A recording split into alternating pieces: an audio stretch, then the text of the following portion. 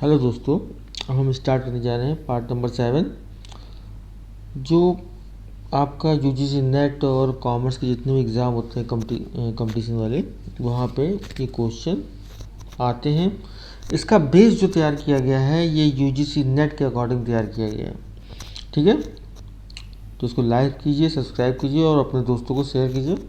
काफ़ी अच्छे क्वेश्चन जो हैं हम बना रहे हैं और जो है ये आपका यूजीसी और नेट का जो सिलेबस है उसके अकॉर्डिंग बनाया गया है।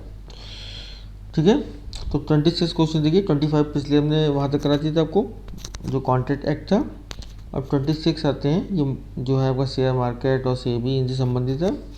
चलिए आइए 26। इक्विटी आधारित भारत के पहले संवेदी सूचकांक S&P BSE सेंसेक्स की गणना किसके आधार पर की गई थी?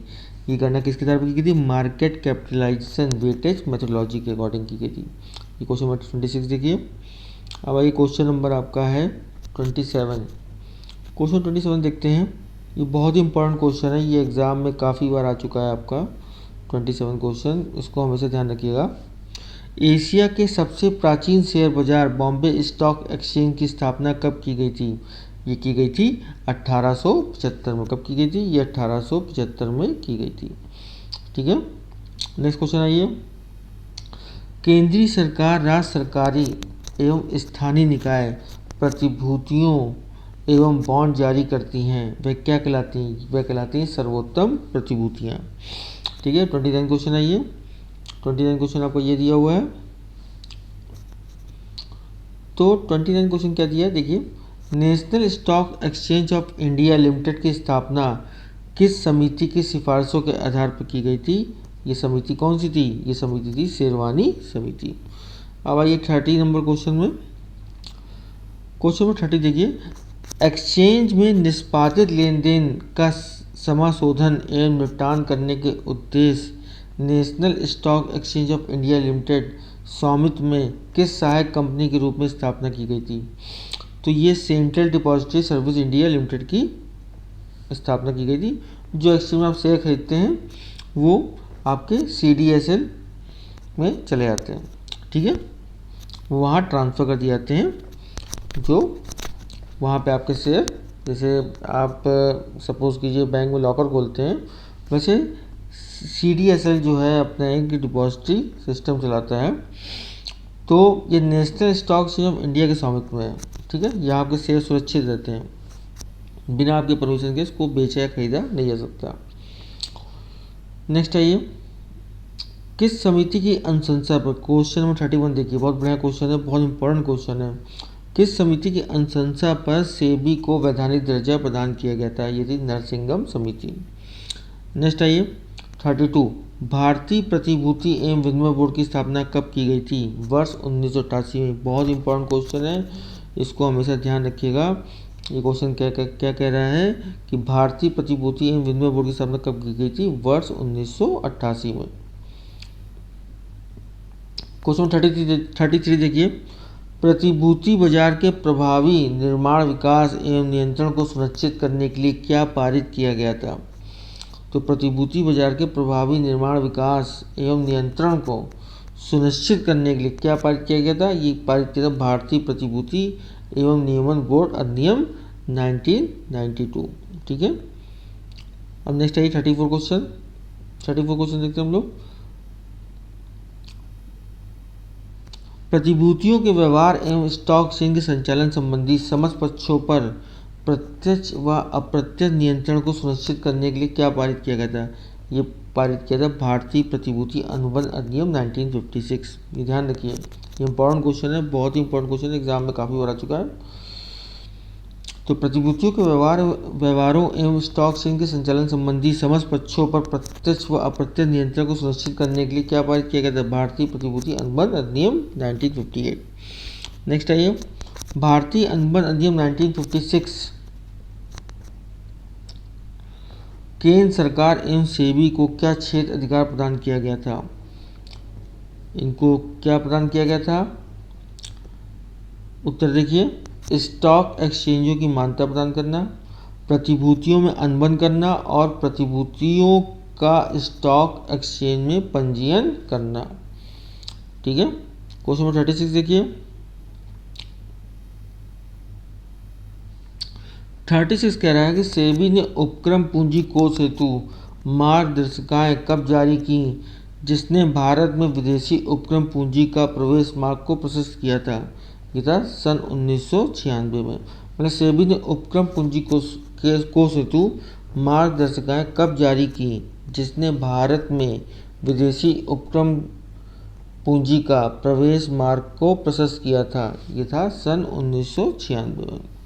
37 क्वेश्चन आप जानते हैं, बहुत इंपॉर्टेंट क्वेश्चन है, ये एग्जाम में काफ़ी बार आ चुका है और आप इसका आंसर भी आता होगा आप लोग को।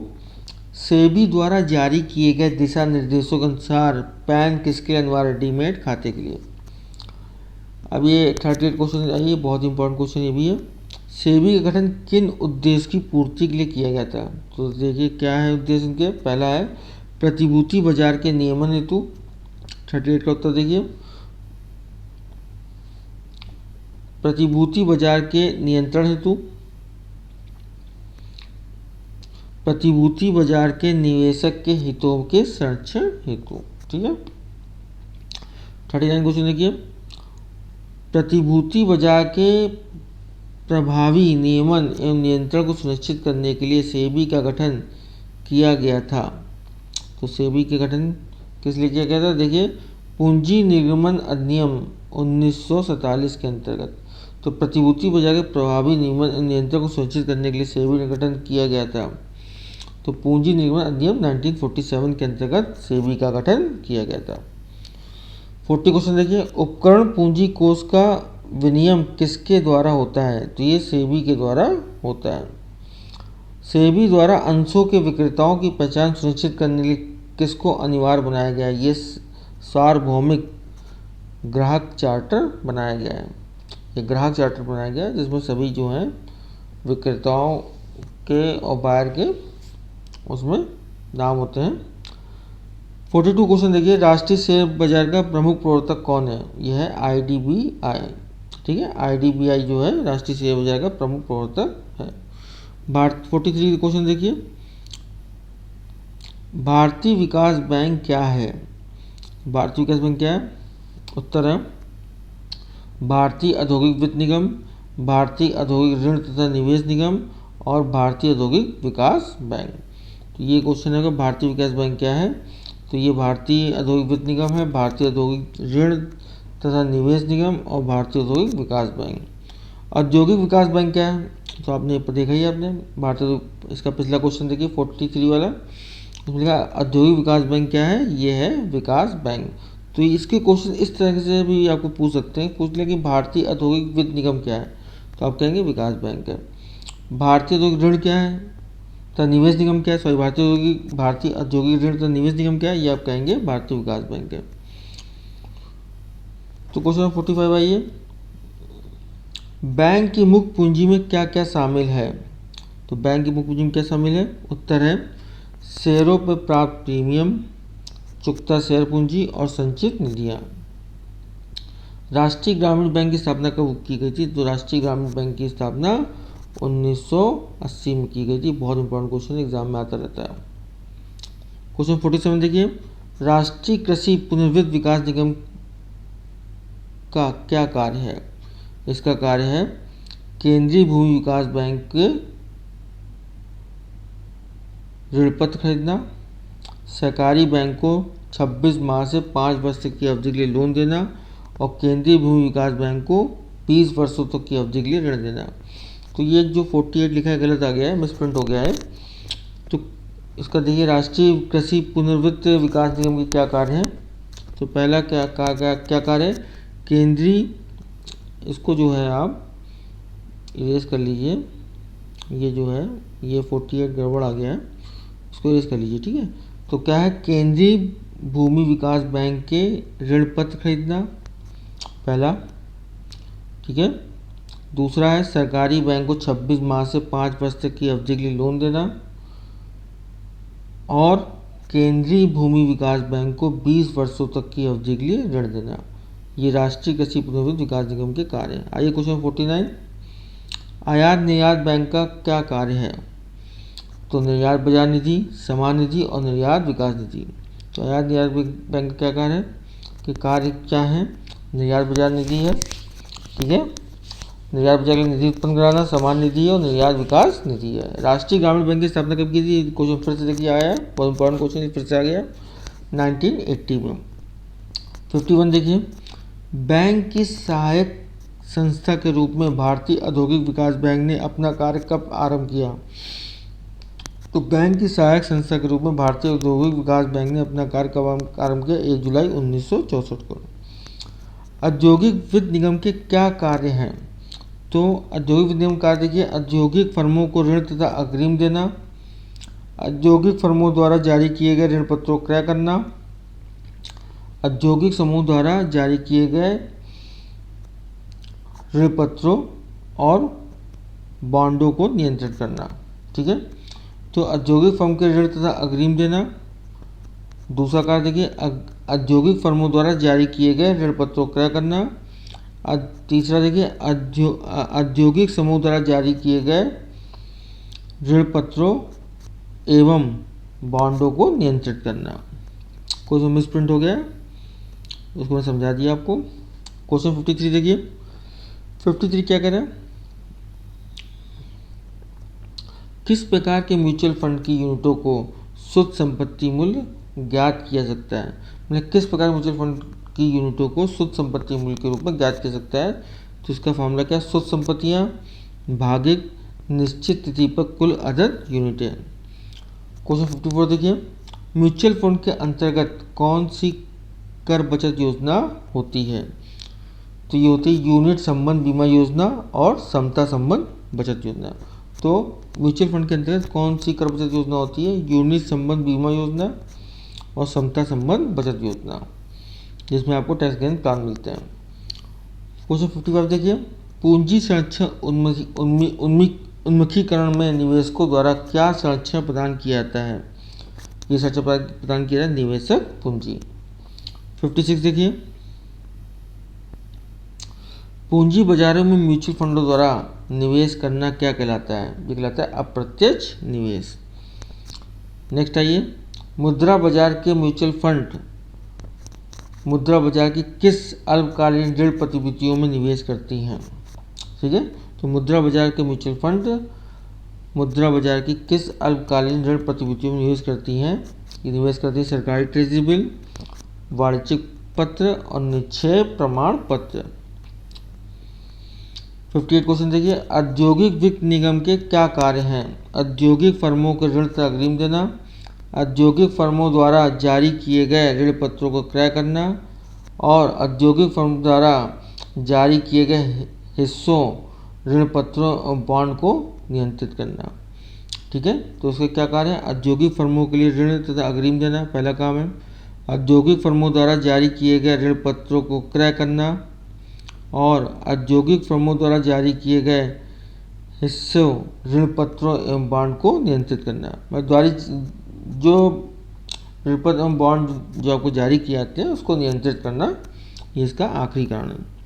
विकास बैंक के क्या क्या कार्य हो सकते हैं। क्वेश्चन 59 देखिए, विकास बैंक एक वित्तीय संस्था होती है जो सार्वजनिक वित्त प्रदान करती है और विकास बैंक उद्यम वृत्ति को प्रोत्साहित करने के साथ साथ तकनीकी और व्यवहारिक ज्ञान की उन्नति करती है। तो विकास बैंक क्या है, विकास बैंक एक वित्तीय देखिए विकास बैंक कार्य क्या है, विकास बैंक एक वित्तीय संस्था होती है जो सार्वजनिक वित्त प्रदान करती है। पहला काम क्या है, सार्वजनिक वित्त प्रदान करना। और विकास बैंक उद्यम वृत्ति को प्रोत्साहित करना। उद्यम वृत्ति मतलब हो गया, इसका मतलब ये हो गया कि सपोज कीजिए जो बिजनेस करना चाहता है उसको प्रोत्साहित करना, इसके साथ ही साथ तकनीकी और व्यवहारिक ज्ञान को उन्नति करता है। औद्योगिक वित्त निगम की स्थापना कब हुई थी। क्वेश्चन 60 देखिए, 1 जुलाई 1948 को। अब देखिए क्वेश्चन 61 कह रहा है कि यूनिट ट्रस्ट ऑफ इंडिया की स्थापना कब हुई थी। ये बहुत इंपॉर्टेंट क्वेश्चन है, उसको ध्यान रखिए। यूनिट ट्रस्ट ऑफ इंडिया की स्थापना कब हुई थी, तो इसका आंसर है वर्ष 1964 में। ये पहला आपका म्यूचुअल फंड था जो इंडिया में स्टार्ट हुआ था 1964 में। भारतीय यूनिट ट्रस्ट की सबसे पुरानी और लोकप्रिय योजना कौन सी है। 62 क्वेश्चन देखिए, यूनिट योजना 64। म्यूचुअल फंडों के द्वारा निवेशकों से एकत्रित धनराशि किन किन प्रतिभूतियों में निवेश की जाती है? तो किन किन जो भाई म्यूचुअल फंडों के द्वारा निवेशकों से एकत्रित धनराशि, जो निवेशकों से धनराशि एकत्र की जाती है, तो किन किन प्रतिभूतियों में निवेश की जाती है? सरकारी कंपनियों में, सूचीबद्ध कंपनियों में, ठीक है, सरकारी कंपनियों में। नंबर 2 है सूचीबद्ध कंपनियों में और वैधानिक निगमों में। तो सरकारी कंपनियों में की जाती है, सूचीबद्ध कंपनी की जाती है और वैधानिक निगम की जाती है। क्वेश्चन 64 देखिए, पूंजी बाजार में म्यूचुअल फंड में निवेश को द्वारा संरक्षण प्रदान करना क्या कहलाता है? ये कहलाता है निवेशित पूंजी। तो पूंजी बाजार में म्यूचुअल फंडों में निवेश को के द्वारा संरक्षण प्रदान करना क्या कहलाता है? ये कहलाता है निवेशित पूंजी। 65 आइए, पूंजी बाजार में म्यूचुअल फंडों के द्वारा निवेश करना क्या कहलाता है? ये कहलाता है अप्रत्यक्ष निवेश भी कहलाता है, उसको अप्रत्यक्ष निवेश भी कहते हैं। क्वेश्चन 66 देखिए, उपक्रम पूंजीपति के किस स्तर के जोखिम का सामना करती है? तो ये होती उच्च स्तरीय जोखिम का। 66 क्वेश्चन ये दिया हुआ, ठीक है। उपक्रम जो है पूंजीपति किस तरह जोखिम का सामना करती है? उस स्तरीय जोखिम का। नव निर्गमन बाजार किसे कहते हैं? क्वेश्चन 67 देखिए, नव निर्गमन बाजार किसे कहते हैं? इसे कहते हैं प्राथमिक पूंजी बाजार। बहुत इंपॉर्टेंट क्वेश्चन, एग्जाम में काफ़ी रहता है, इसको ध्यान रखिएगा। कंपनियों द्वारा पूर्व निगमित प्रतिभूतियों को का क्रय विक्रय होता है, इस बाजार को क्या कहते हैं? इसे कहते हैं द्वितीयक पूंजी बाजार। द्वितीयक पूंजी में सेकेंड जो है capital market, secondary capital market इसे बुलाता है द्वितीयक पूंजी बाजार। सरकारी नियमों से नियंत्रित, नियमित एवं व्यवस्थित होती है, ये कौन सा बाजार है? ये है संगठित मुद्रा बाजार। कौन सा बाजार है? संगठित मुद्रा बाजार।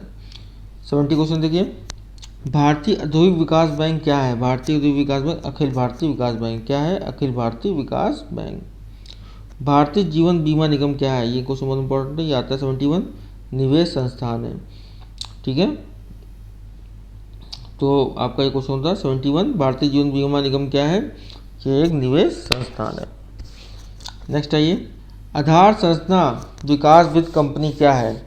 यह है विशिष्ट वित्त संस्थान। आधार संरचना जो है विकास वित्त कंपनी क्या है? ये विशिष्ट वित्त संस्थान है। आयात निर्यात बैंक की स्थापना कब हुई थी? 73 देखिए, आयात निर्यात बैंक की स्थापना कब हुई थी? ये हुई थी आपकी 1982 में। भारतीय औद्योगिक निवेश बैंक की स्थापना कब हुई थी? ये हुई थी वर्ष 1964 में। ये क्वेश्चन बहुत इंपॉर्टेंट 73, आयात निर्यात बैंक की स्थापना कब हुई थी? ये हुई थी 1982 में। और भारतीय औद्योगिक निवेश बैंक की स्थापना कब हुई थी? 1964 में। नेक्स्ट आइए, भारतीय औद्योगिक, ये क्वेश्चन नंबर 75, भारतीय औद्योगिक पुनर्निर्माण बैंक की स्थापना कब हुई थी? ये हुई थी 1971 में। भारतीय उद्योग वित्त निगम की स्थापना कब हुई थी? ये हुई थी वर्ष 1948 में। ये बहुत इंपॉर्टेंट क्वेश्चन है, ये भी आता है। ऑफशोर फंड क्या होता है?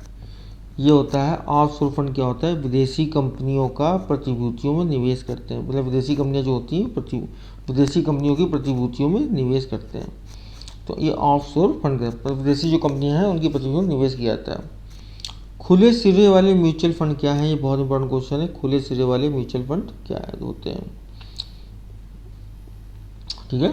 म्यूचुअल फंड मांग पर हर समय यूनिटों के शोधन करने की स्थिति में होते हैं। बंद सिरे वाले म्यूचुअल फंड क्या होते हैं? म्यूचुअल फंड यूनिटों का शोधन करने में तैयार नहीं होते हैं, ठीक है।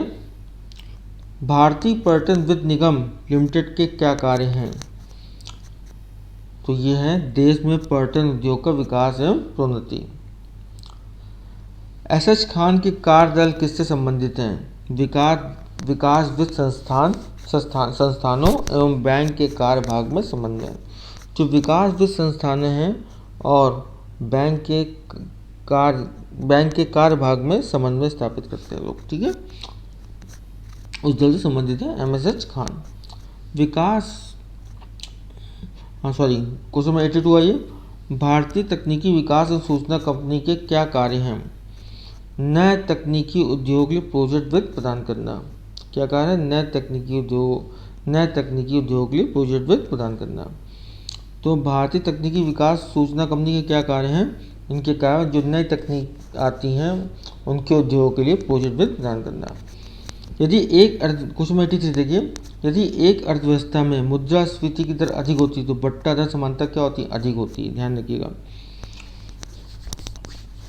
यदि भविष्य नकदी प्रवाह के लिए स्तर अनिश्चित है तो समानता बट्टे की दर क्या होती है? अधिक होती है। यदि भविष्य नकदी प्रवाह के लिए स्तर जो है अनिश्चित है तो समानता बट्टे की दर क्या होती है? ये अधिक होती है।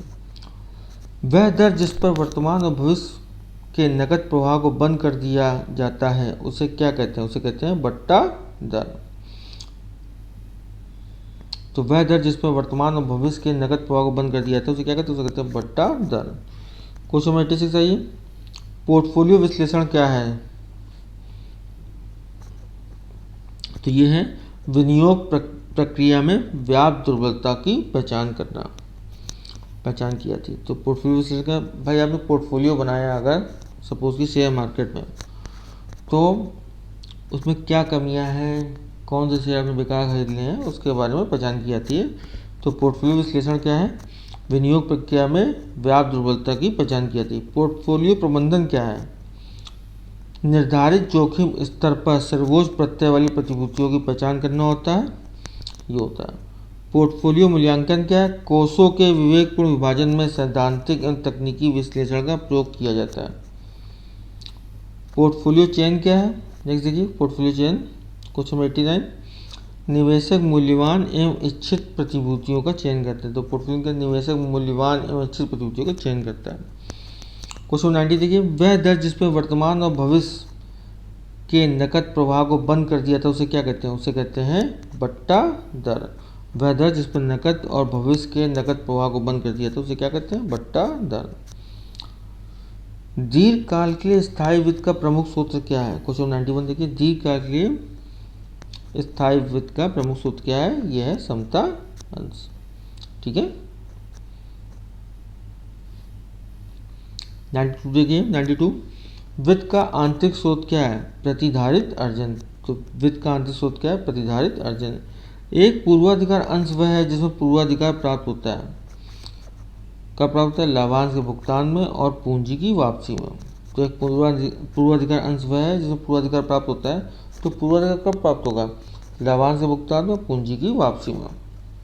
क्वेश्चन 94 देखिए, ऋण पत्र एवं बॉन्ड निर्मित करने की अनुकूलतम स्थिति क्या होती है? तो उसका उत्तर देखिए, संस्था की भावी आय निश्चित व नियमित होती है।